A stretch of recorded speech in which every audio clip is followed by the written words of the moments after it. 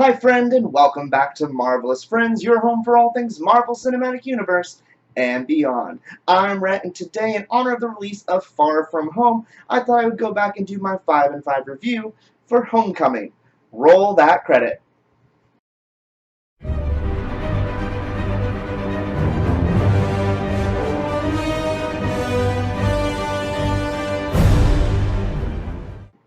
I am so pumped to see Far From Home tonight. I'm going, of course, tonight, first night available. I could not get my tickets soon enough.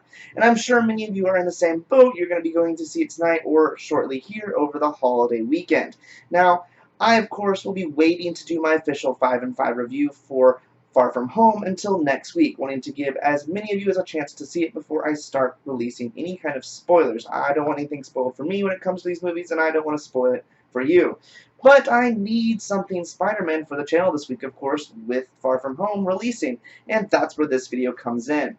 Deciding I have not yet done my Homecoming 5 and 5 yet, as this channel launched after its release, I thought this would be an appropriate time to pop in the movie and do a rewatch. So that's just what I did last night, and decided to go ahead and get this video ready for all of you. So that being said, this is how my reviews work on this channel for any of you who have not seen one yet.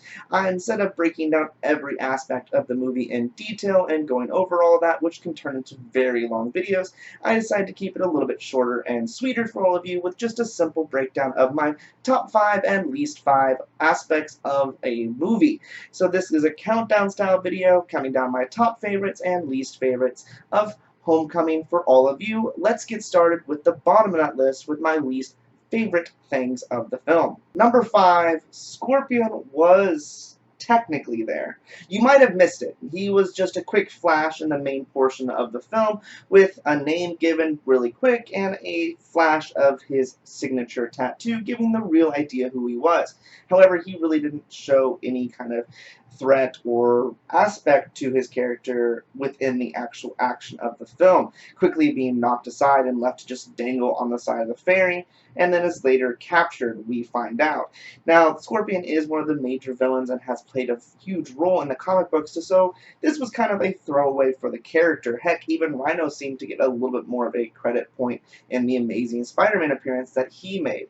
Now, of course, we do get some redemption for this as we see him in a post-credit scene where he's quite a bit more menacing when he interacts with Vulture. However, this only sets him up for something in the future, and hopefully we do get that in the future, because if this is all we get, it makes it even that much more of a disappointing appearance of such a big Spider-Man character. Number 4, Overbearing Tony. I get it. Tony is taking full responsibility for Peter Parker in this film, especially considering he involved him in the events of Civil War just before this. And I get that. And that he only wants the best for Peter and for him to do everything in its own time. However, this helicopter-style parenting style of mentorship that Tony has going on in this film really bothered me. Part of Peter Parker's story is that he makes mistakes and learns from them. He is a young hero in the comics and grows into the hero that he later becomes, with Tony bearing down on him, almost treating him like he is doing wrong for doing right, made me kind of dislike Tony a bit in this film. Now, granted, yes, Peter does ultimately make those mistakes going behind Tony's back, but it all just felt different in a way that I really did not enjoy in this film. Number 3, lack of concern.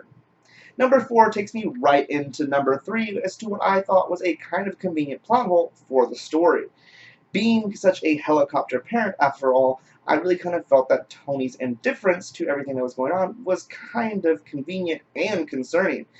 Both Happy and Tony basically ignoring Peter when he tries to contact him about these black market alien weapons. And not only that, but making them that much more concerning when we see that they're also mixing in SHIELD technology and Ultron parts.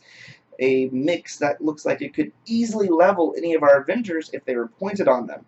And again, this lack of concern is concerning. Now, in the first part of the film, yes, we see that Peter is almost barraging Happy Hogan to a point that we could say that he has reached a boiling point and doesn't have time for it anymore.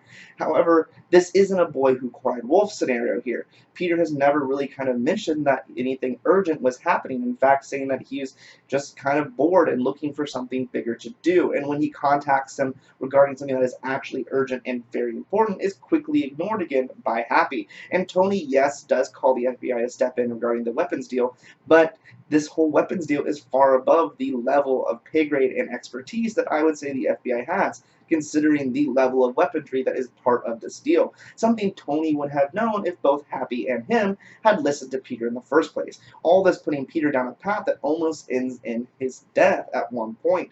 A kind of ironic moment considering such a helicopter parent who's just focusing on all the wrong that Peter's doing instead of looking to actually help him in times of need. Number 2, Michelle, aka MJ. I get it. These stories need mixing up as we've kind of seen them over and over again, especially Spider-Man. And so when we do these retellings and adaptations, sometimes things get changed up to make them more interesting to us as an audience. Most of the time making significant improvements to the story along the way. However, hiding who Zendaya's character was is not one of these examples. Most people went into this thinking that she actually was playing Mary Jane in some form, and the whole use of the name Michelle was simply as a press decoy to kind of deter people from thinking that. Decoy that didn't work too well. But to stick to this story and keep her as Michelle for the entire film, just to have her drop at the last moment that she wants to be called MJ, seemed very unnecessary. Yes, MJ is a nickname that Mary Jane went by in the comics and is often called such by Peter himself. But why all the theatrics? They're not necessary. I like Zendaya and I really enjoy that she's a part of this franchise. So just to make her Mary Jane, why would that be such a big deal? Number 1, a lack of Uncle Ben. Now I know that this is a story that takes place after the origin story of Peter Parker, him already going through that process of becoming Spider-Man, and the loss of Uncle Ben is a major aspect of that story.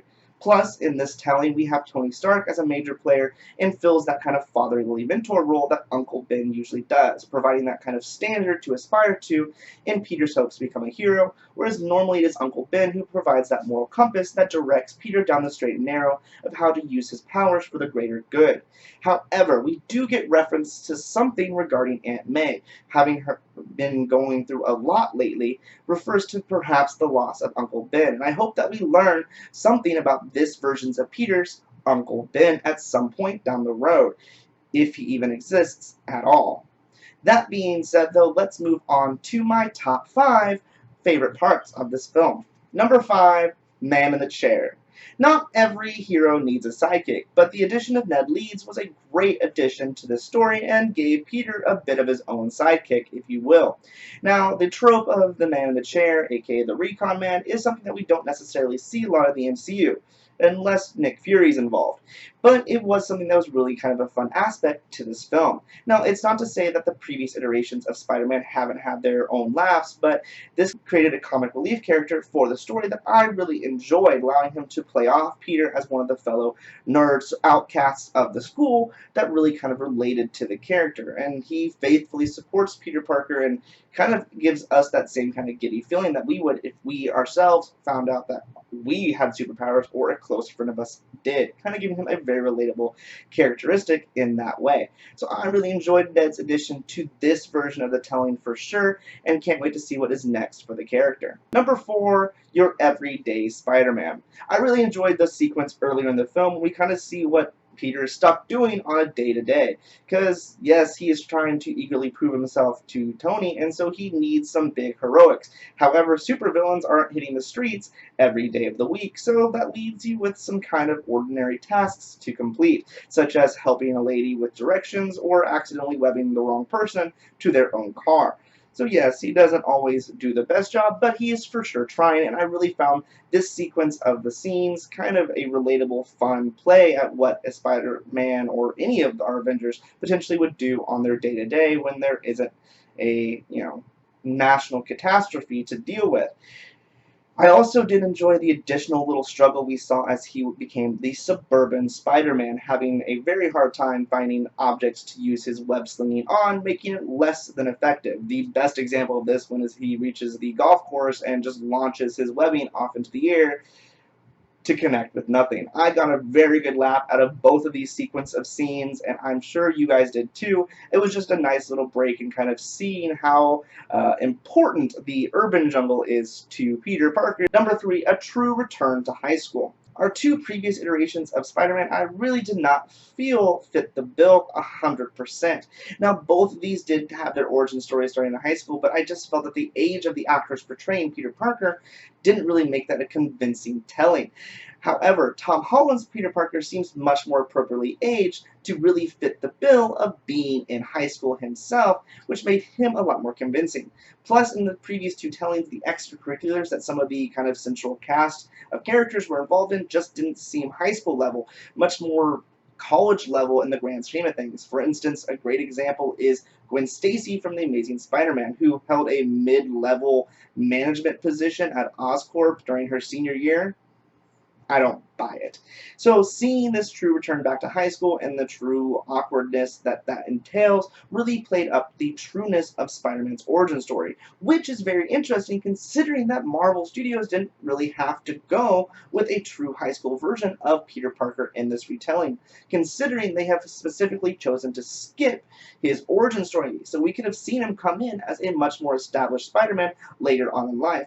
So really and truly, this was even a better telling of the high school age when it wasn't even necessary to the plot. Number 2, Aaron Davis. This was the Easter egg that I liked the most in the entire film. A fantastic cameo of Aaron Davis, aka the Prowler. Now, why this is such an amazing thing is this creates a much deeper Spider-Verse within the MCU. Because, as you may or may not know, Aaron Davis is the uncle of Miles Morales, a Spider-Man from a different reality of Earth within Marvel Comics. So this means that in this version, at least a Miles Morales exists within our MCU Earth, which, again, is kind of basically Earth 616 from the comics. Now, this was a great appearance, but I would really like to see the Prowler make a more official appearance within a later film, kind of calling back to this moment, though if this happens, this really does cement kind of Miles Morales and other Spider-Mans within the MCU, and I'm not sure Sony and Marvel will want to kind of open up that can of worms, but who knows? Maybe it is something that we'll see in a future Spider-Man movie with multiple Spider-Mans appearing in the MCU. Number 1, the Vulture Twist. I did not see this coming. I remember specifically when I left the theater from seeing this the first time, how I was floored by this twist because I just did not see the Vulture actually being Liz's father in the movie. Now, when we get these retellings, often again, we have to have certain things be changed and manipulated to make something interesting for us, considering we have a pretty good idea of the source material coming from the comics. Now, these kind of retellings aren't necessarily always for the best. Again, I have to point to my Mary Jane aspect on this list. Now, this one, though, was fantastic because we know who the Vulture is, and adding this dimension to the character where he has a daughter who is also in school with Peter was something that was new and different, but really added to the character in a positive way, and added a huge level of tension in that final battle between the two at the final stages of that movie, making it easily my favorite part of this film. I have to be honest, I do really like this telling of Spider-Man.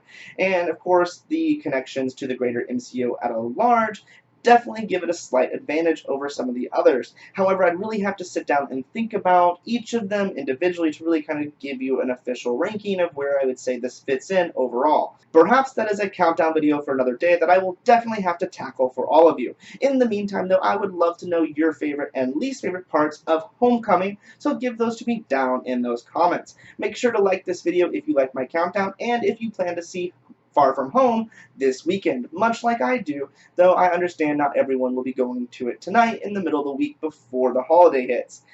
Either way, though, I plan to do my review next Tuesday following the weekend, so make sure to subscribe so you don't miss it. Until then, though, I love you all 3,000, and I hope you have a marvelous rest of your day.